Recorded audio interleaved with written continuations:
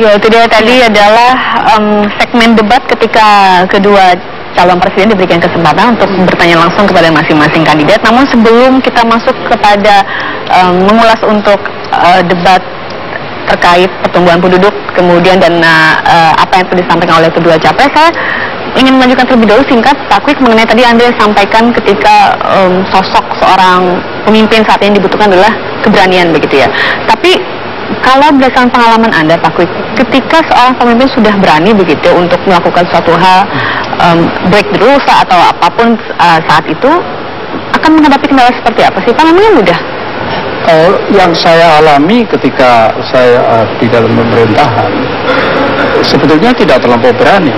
Saya logis-logis saja, dan saya karena lama di Eropa menggunakan nilai-nilai barat sendiri, sehingga bisa bernegosiasi, akan tetapi saya dihantam oleh pemimpin-pemimpin Indonesia sendiri. Artinya akan berhadapan dengan ya seperti misalnya begini, Exxon Mobil dalam eksploitasi BBM di Cepu itu sudah habis kontraknya, 2010 sudah habis, lalu dia minta diperpanjang sampai 2030.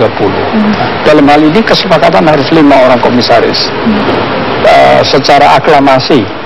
Nah, saya sendirian, Pak Bambang Kesowo secara teknis sudah benar, tapi saya sendirian. Dan saya dihantam habis oleh 3 rekan saya yang terang-terangan mengatakan kami tidak mampu. Terancam zona amannya ya Pak? Nah, saya tidak tahu alasan, tapi dikatakan beliau.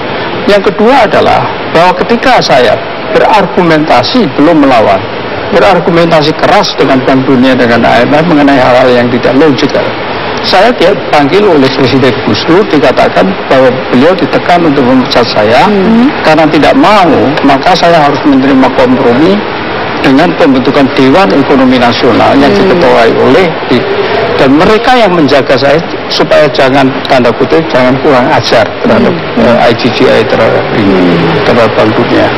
Kemudian waktu Paris Club, kami tidak dalam kondisi krisis tidak bisa membayar 2,3 juta miliar dolar yang sudah jatuh tempo. Saya diberi briefing oleh 3 konsultan asing bahwa ini tidak mudah. 24 jam tidak tidur betul-betul. Saya katakan saya akan tidur. Anda yang berugi.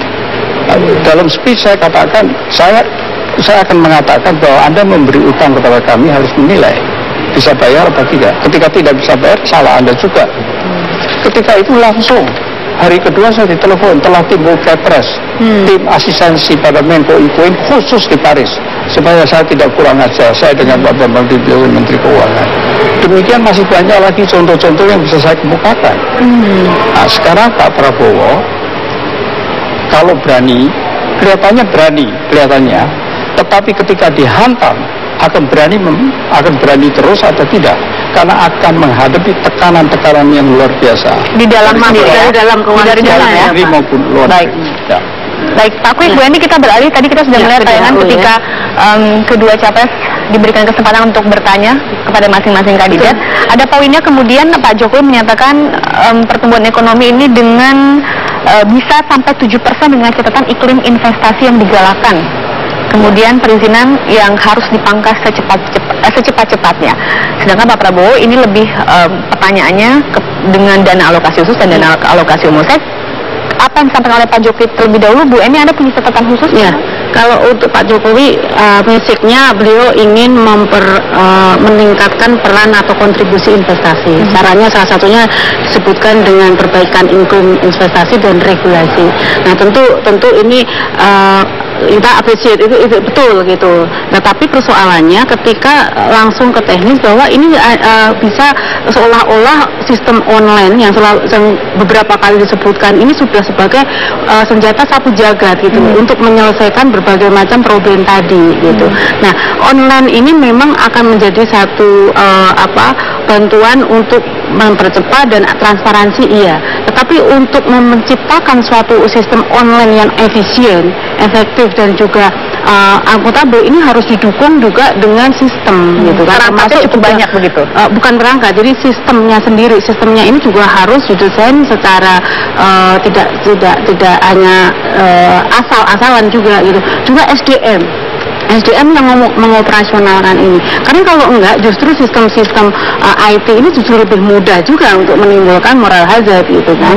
Itu ini yang menjadi catatan bahwa investasi Indonesia ini sangat menarik dan sebenarnya potensinya luar biasa. Iya, minimal kita mempunyai mempunyai pasar yang luar biasa, sehingga ini siapapun sebenarnya investor ini sangat tertarik untuk hadir ke Indonesia. Tapi problemnya kan tidak hanya problem perizinan, tetapi juga problem infrastruktur, high cost ekonomi, logistik dan sebagainya. Jadi kalau hanya yang ditawarkan solusinya online, tentu ini belum menjawab. Nah, untuk Pak Prabowo, ini kan yang ditanyakan tadi bagaimana efektivitas dari dana-dana transfer daerah. Ditahan di situ, Bu Eni. Anda punya catatan untuk apa yang sudah dipaparkan oleh Pak Prabowo. Namun usai jeda berikut Bu Eni, kami sambung lagi. Pemirsa tetaplah bersama kami.